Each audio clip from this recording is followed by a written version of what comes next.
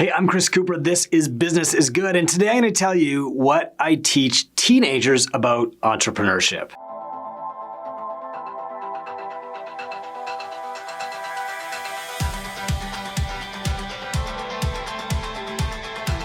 Today's a super special day here at the Two Brain Workshop because I've got a class of teenagers coming in and they want to know why I'm an entrepreneur and why they should be an entrepreneur. I think this is super important for kids and I'll tell you more at the end. But first, I want to tell you what I shared with them. So there's three big topics we're going to cover today. The first is that every business is a media business. Luckily, these kids are more media savvy than you or I have ever been or ever will be. Second, that mentorship equals speed. And third, I want to share the gifts that I gave these kids to help them pursue entrepreneurship and lifelong learning. So here's what we did. These kids were visiting and I started off by taking them on a tour. And we actually walked next door to the gym because the gym is where it all started for me. And while the gym isn't in its original location anymore, now it's in a place where I own the building, I could still give them a sense of like why I wanted to be an entrepreneur in the first place. Simply put, I was working for somebody else and just couldn't make enough money doing that. And so I figured I can't be a personal trainer forever. I need to open a gym if I want to make real money.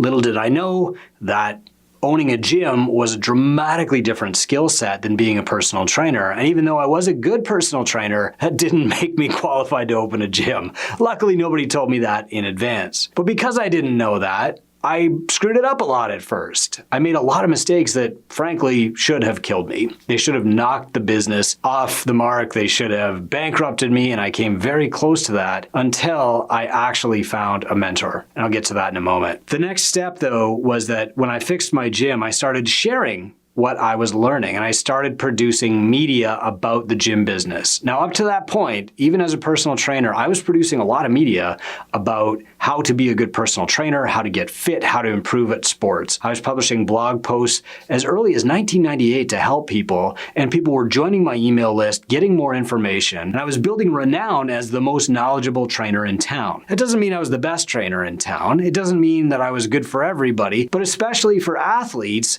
I would get a lot of clients who would come in through this marketing funnel, even though I didn't know what that was. When my gym started turning around, I pivoted to talking about gym ownership and sharing those lessons. And as I did that, those lessons turned into a blog, and that blog turned into a book. And ultimately, that book turned into a mentorship practice that is now 800 gyms worldwide with an alumni of over 2,000, and it's the largest mentorship practice in the fitness business worldwide. So then we walked the kids over to the Two Brain offices and walked them through a tour here. We went through the cafe, we went through our giant boardroom, we visited some of the other tenants, and then we walked back to the actual Two Brain Business Nerve Center. Our offices, my office, the head of CSM, our storage location, our temporary media offices, and this one, the beating heart of Two Brain, which is our media center. What I told them was that during this tour, they're going to see a lot of lights and cameras and microphones kind of everywhere. And this was the first lesson of entrepreneurship, that every business now is a media business, that you start by building an audience before inventing a new product or coming up with a new idea. So it doesn't matter if you know what kind of business you want to own yet, or what kind of product you want to build, or what you want to sell. What matters the most is the audience. And a great mentor of mine taught me this lesson, Todd Herman. He said, if you know how to build an audience, you will never go hungry. That's an important skill to learn, and it's really important for these kids to learn, especially now, because when I started, building an audience was hard. With the internet, it was a little bit easier. I could make a blog for about $12 a month, but in their parents' generation, building an audience was almost impossible. Now these kids are surrounded by people that they call influencers. Influencers know how to build an audience, and once they have the audience, they can sell anything. Do you think there's a reason why people buy makeup that the Kardashians sell? Not really. It's just that the Kardashians are famous, and so they sell makeup and people buy it, or handbags, or clothing, or whatever they want. And it's the same with Taylor Swift. Taylor Swift has talent. She's a good songwriter. She's a great musician. She puts on a great show. But her real skill is in building an audience. And there are other people online who are great examples of this. Mr. Beast, what does he do? He has a YouTube channel, and that's it. And that's why he can sell a chocolate bar that costs $8 at a vending machine. Once you build an audience, you will never go hungry. because you can sell anything. And so the first skill that these kids need to learn is how to build an audience even before they know what their business is going to be. Another mentor of mine, Sharon Srivatsa, told me that fame is the most efficient business model, and it's true. If you focus first on getting people to know you, like you, and trust you, then they will buy anything that you want to sell them. The first business I ever had was when I was about 7 years old, and we lived on a sheep farm, and every spring, this guy would come around and he would like shear all the wool off the sheep, and I would take the clean wool, comb it out even more, tie it up with a ribbon, and sell them as plant dusters. And I would sell them for $5. And everybody knew that they didn't need a plant duster.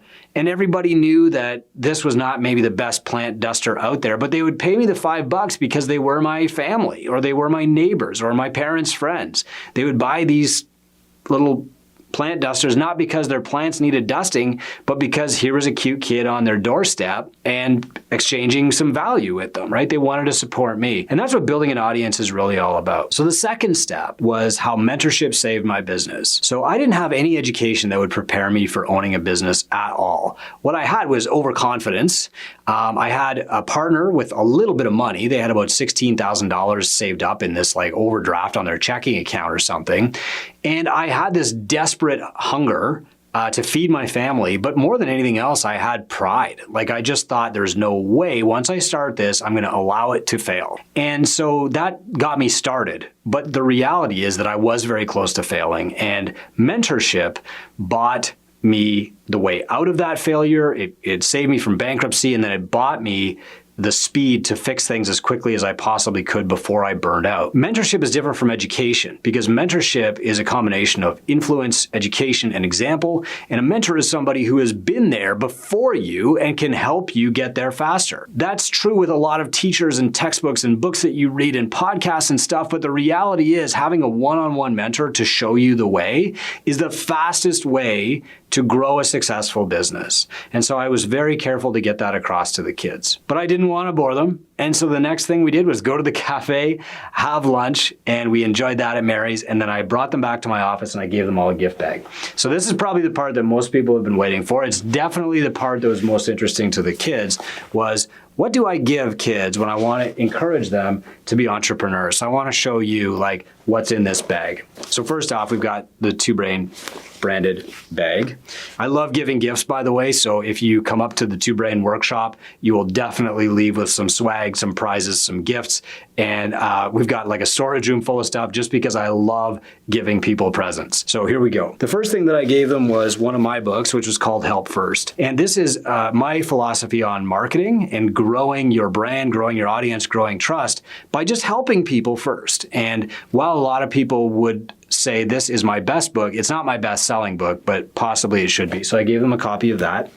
I also gave them two books written by other people that were massively influential in my life. This changed my life. This is called How to Win Friends and Influence People by Dale Carnegie. I was selling treadmills. I was hating it. I was having no success. And then a coworker who was also a magician and later went on to become a police officer gave me this book. And it taught me how to treat people and how to help get people to like me and how to be likable. I guess that's the biggest trick. It's so important. It's not very thick, but I give it to every one of my graduating nieces and nephews and kids when they finish high school, because no matter what they do in life, this book will help them. The next book in here is another book that was life-changing for me, and it's called Rich Dad, Poor Dad by Robert Kiyosaki. This book taught me a couple of really important things, like thinking like an investor, but it also gave me the warning that the way that my parents plan to retire is not the way that I plan to retire. I had to kind of build my own wealth, and this book taught me exactly what to do. More than anything else, the greatest lesson that the book taught me was to ask the question, how can I do that, instead of automatically assuming that I couldn't do something. So if I saw a Ferrari on the street, I stopped thinking, man, I'm never going to have that unless I win the lottery, and started thinking, how can I get that Ferrari? And the book has some great examples, but really that's what mentorship is for. Next, I gave the kids some t-shirts, and I'm going to show you both of these. So first, we have the famous founder shirt. And this is just like what we give people when they're starting a business. They've got an idea, we want them to launch, or they have launched and they show up at the workshop looking for advice. I want them to have a founder shirt so that they can take on the identity of the founder, that they can step into that alter ego and think like a founder, think like a CEO, have maybe a little boost of confidence, but also know that they've got an entire movement of two-brain entrepreneurs, of entrepreneurs in business is good, supporting them. The next t-shirt that I gave them was something that actually came from our summit last year in 2022, and we called this the impact shirt. Because not only do I want them thinking about the tactics that are going to make their business successful today and how to guide their team and be a better leader, but I also want them thinking long-term about the impact that they're going to have on their family, their clients, their staff, and their communities. Because, and I'll come to this, but entrepreneurship is really what's required to change the world. Not necessarily starting new businesses, but developing the skills of the entrepreneur. So the last gift that's in this bag is this giant two-brain binder, and I've printed something out to get them started. So this is them building their own textbook. I started blogging because there was no textbook on gym ownership. And so I thought, I'm gonna have to write my own as I learn these lessons. I'll write myself a textbook. I wanna get them started in writing this textbook, and the first thing that I put in there was a print from Naval Ravikant called How to Get Rich Without Getting Lucky. Because to really get kids started down this path, the first thing that they need to understand is that wealth, money, these aren't evil things. That the media portrayal that they grew up with is probably wrong. If you think about like every villain in the Disney cartoons, they always have more money than, you know, the hero, the prognosticator. If you think about like what's on the news, it's always some wealthy Wall Street dude ripping off everybody else. And I want them to understand that you don't become wealthy by taking it from other people. You become wealthy by building value for other people. And that's a great cornerstone to launch them on this entrepreneurial journey. Why is it so important to me? Like, why is it a core part of my mission and part of businessisgood.com to teach these kids about entrepreneurship? The reality is that the job market is changing so fast that we have no idea what career these kids are going to land in. They're in high school now. By the time they graduate college, everything they learned in high school is going to be obsolete already. By the time you finish a 4-year college education, the stuff that you learned in your first year is already outdated. So what we need to do is focus on giving these kids the skills that will always be required from them, that will always make them successful. And these skills are often no longer taught in school. So these are skills like public speaking. These are skills like leadership. These are skills like how to talk to people face to face. These are skills like sales. I mean, if people learn those things, public speaking, leadership, conversations, and sales, they would be set up for life no matter what. They need to learn how to build an audience, how to influence other people, how to get people to know them, like them, and trust them so that they will follow them, and ultimately they'll be successful at whatever they do. Even if they're working for somebody else, and most of these kids won't wind up as business owners, but they will always need to advocate for themselves. They'll always need to sell their ideas to their superior or sell themselves to a potential boss. They'll always need to get their coworkers to know, like, and trust them so that they can influence them and move their company forward. If they're entrepreneurs, fantastic. The correlation between these lessons and entrepreneurship is obvious, but the reality is that the skills of entrepreneurship translate to any other career. And that's why I want these kids to be inspired when they visit the Two Brain offices and pursue the habits and skills of successful entrepreneurs. Look, if you're a business owner, no matter how big your business is, if you really want to have an impact in your community, look to the teenagers who are deciding what to do with their lives, invite them into your business, bring lunch, give them swag if you can, but you don't have to, and just show them a path that's different from what they're being taught in school. Hope that helps. I'm Chris Cooper, and business is good.